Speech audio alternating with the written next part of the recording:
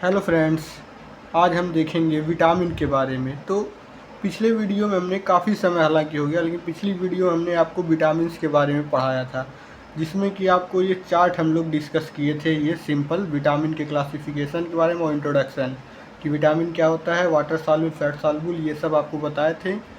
आज हम एक एक पर्टिकुलर एक विटामिन को पढ़ेंगे। तो आज हम पढ़ेंगे फैट सॉल्युबल विटामिन के बारे में।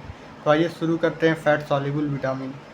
तो देखिए यहाँ फैट सॉल्युबल विटामिन, तो हमने आपको बताया था फैट सॉल्युबल विटामिन में कौन कौन से विटामिन आते हैं आपके। ए डी ई के जो है, ये चार जो है हमारे फैट सॉल्युबल है। बाकी बी कॉम्प्लेक्स और नॉन बी कॉम्प्लेक्स यानी कि विटामिन सी, ये दोनों जो हमारे कौन से हैं, वाटर सॉल्युबल। तो आज हम पढ़ेंगे फैट सॉल्युबल और अगली वीडियो में कवर करेंगे वाटर सॉल्युबल। तो चलिए शुरू करते हैं। तो फैट सॉल्युबल क्या होता है? तो फैट सॉल्युबल हमने आपको बताया कि ऐसे विटामिन जो इजीली जो है फैट में एब्जॉर्ब हो जाए, फैट में सॉल्युबल हो, उनको फैट सॉल्युबल कहते हैं। तो पहले हम देखेंगे विटामिन ए के बारे में। तो विटामिन ए का केमिकल नेम क्या है? रेटिनॉल। अब विटामिन ए का थोड़ा सा डिफिनेशन दिया है। Vitamin is a collection of compound known as retinoids. इसका नाम रेटिनॉल क्यों है? क्योंकि विटामिन ए एक जो है, विटामिन ए आपकी रेटिनॉइड्स की कलेक्शन है, यानी कि कई सारे रेटिनॉइड्स मिलके रेटिनॉल का फॉर्मेशन करते हैं, रेटिनॉइड्स का है। अब इसके हम सोर्सेस देख लेते हैं। तो फिश लीवर, बीफ लीवर, चीज़, मिल्क, ये सब इसके सोर्स हैं। फंक्शन के बारे में देख लो तो विटामिन ए करता क्या है हमारे, विटामिन ये जो है वो हमारे विजन को, यानी कि देखने में हेल्प करता है। आई की हेल्थ के लिए इम्पॉर्टेंट है, हेल्दी आई के हेल्थ। राइटिंग पे आप मत जाइए, राइटिंग थोड़ा सा मेरा बेकार ही है, आप यहाँ समझने की कोशिश करिए, ठीक है। और हम अब देखते हैं डिफिशियंसी डिजीज़ क्या होता है कि मतलब अगर विटामिन ए की आपकी बॉडी में कमी हो जाए तो आपको क्या हो सकता है। तो ड्राई आई हो सकती है, नाइट ब्लाइंडनेस हो सकता है, निक्टाओपिया हो सकता है। ड्राई आई मतलब आई में रूखापन आ सकता है, सूख सकती है आई में, वाटर कंटेंट कम हो जाएगा। अब हम देखते हैं विटामिन डी के बारे में। विटामिन डी का सब लोगों को पता है, सबको पता है, ये विटामिन डी लेना है सनलाइट में जाइए, धूप दिखाइए, यह सबको पता रहता है लगभग। तो विटामिन डी का हम देखते हैं केमिकल नाम। विटामिन डी का केमिकल नाम है कैल्सीफेरॉल। विटामिन डी को हम बोलते हैं कैल्सीफेरॉल। इसके सोर्स की बात करें तो देखिए तुरंत आ गया यहाँ सनलाइट। सबसे रिच सोर्स जो है विटामिन डी का, नेचुरल और रिच सोर्स और कभी ना ख़त्म होने वाला सोर्स जो है सनलाइट है। Diet through fruit as supplement, और डाइट के थ्रू भी कुछ चीज़ें ऐसे हैं जिसमें पाया जाता है, और कुछ सप्लीमेंट्स आते हैं। और विटामिन डी थ्री का टैबलेट भी आता है, दवाइयाँ आती हैं। तो जिनको विटामिन डी की कमी हो जाती है, सीवियर कमी रहती है विटामिन डी की, उन लोगों को वो दवा भी दी जाती है उसकी विटामिन को पूरा करने के लिए कमी को। फंक्शन क्या है? It maintains bone health, support immune system.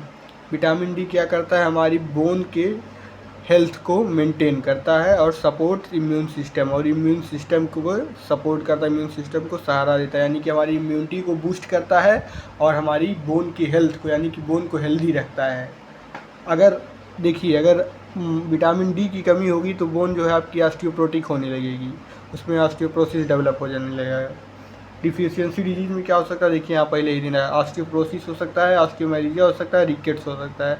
Osteoporosis का मतलब क्या होता है? वीकनिंग ऑफ बोन आपकी जो है अंदर से पूरा खोखला हो जाएगी, वीक हो जाएगी, तो जिसके वजह से आपकी बोन बहुत कमज़ोर हो जाएगी। कहीं भी आपको हल्का सा इंजरी हुई, चोट लगा, तो आपकी बोन जो है फ्रैक्चर हो सकती है, इतनी कमज़ोर बोन हो जाती है ऑस्टियोप्रोसिस में।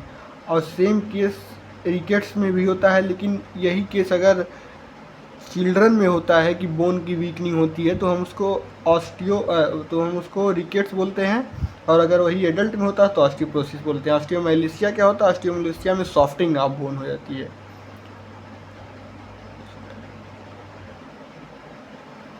अब हम देखते हैं विटामिन ए और विटामिन डी तो हो गया। अब हम देखते हैं विटामिन ई के बारे में। जहाँ रहते हैं विटामिन ई, हम अपने अगले विटामिन ई को देख लेते हैं। विटामिन ई क्या है? टोकोफेरॉल। विटामिन ई का केमिकल नेम टोकोफेरॉल। ये एंटी फर्टिलिटी विटामिन है। अब इसको क्या कहते हैं? Anti fertility vitamin. तो भैया एंटी इनफर्टिलिटी विटामिन का मतलब क्या हो गया कि इसका मतलब एंटी मतलब क्या होता है कि किसी के विरोध विपरीत में। इनफर्टिलिटी मतलब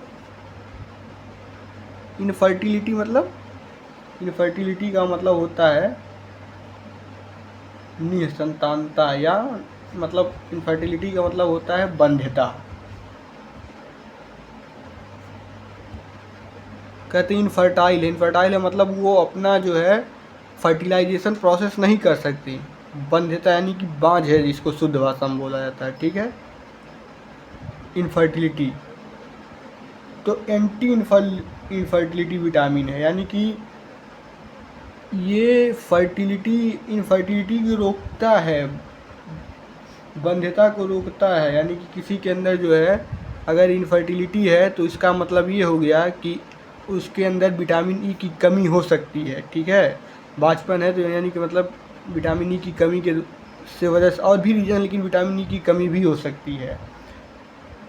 अब हम देखते हैं विटामिन ई के सोर्सेज क्या हैं। तो भैया विटामिन ई बहुत इंपॉर्टेंट विटामिन है। अब सोर्स क्या है? Vegetable, fruits and meets. Function क्या है? एंटीऑक्सीडेंट। और इसका एक फंक्शन और क्या हो गया?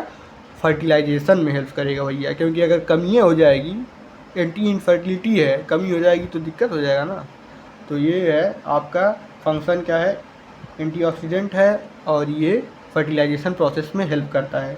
इसके डिफिशियंसीज क्या हो सकती है? इनेबिलिटी टू प्रोड्यूस हेल्दी और loss of mortality of spermatozoa. यानी कि कह रहा है इनेबिलिटी टू प्रोड्यूस हेल्दी और हेल्दी ओवम, यानी कि इनफर्टिलिटी कॉज करेगा। तो क्या दिक्कत होगी? डिफिशियंसी में इसके इनफर्टिलिटी भी होगा, लेकिन इसको थोड़ा सा एक्सप्लेन करके लिया। Inability to produce healthy ovum, female की कंडीशन में क्या होगा कि वो ओवम का प्रोडक्शन नहीं हो ओवम नहीं रिलीज होगा।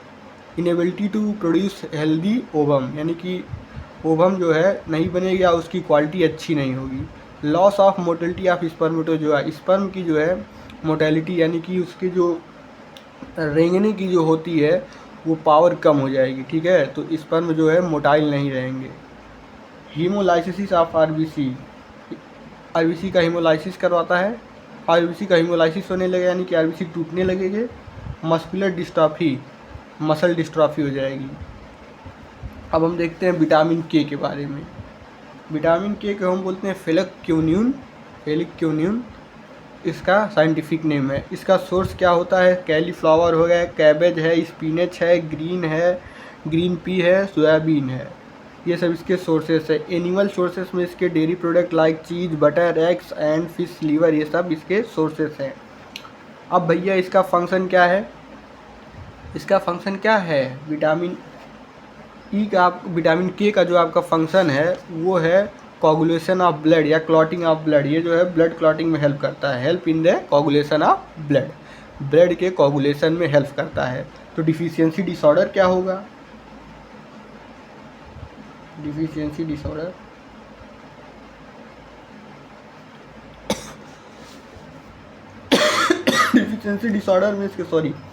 डिफिशियंसी डिसऑर्डर में इसके क्या हो सकता है कि आपको ब्लड क्लॉट, कहीं पे कट लग जाएगा, ब्लड कोगुलेशन ही नहीं होगा, ब्लड क्लॉट नहीं होगा, ब्लीडिंग होने लगेगी, तुरंत ब्लीडिंग रुकेगी ही नहीं। यही सब है कि ब्लीडिंग रुकेगी ही नहीं, हैवी ब्लीडिंग होने लगेगी, हीमोफीलिया की तरह होने लगेगा, इस तरह के सिम्टम आने लगेंगे। तो ये था आपका फैट सॉल्युबल विटामिन के बारे में। अगले वीडियो में हम बात करेंगे वाटर सॉल्युबल विटामिन के बारे में। तब तक के लिए धन्यवाद।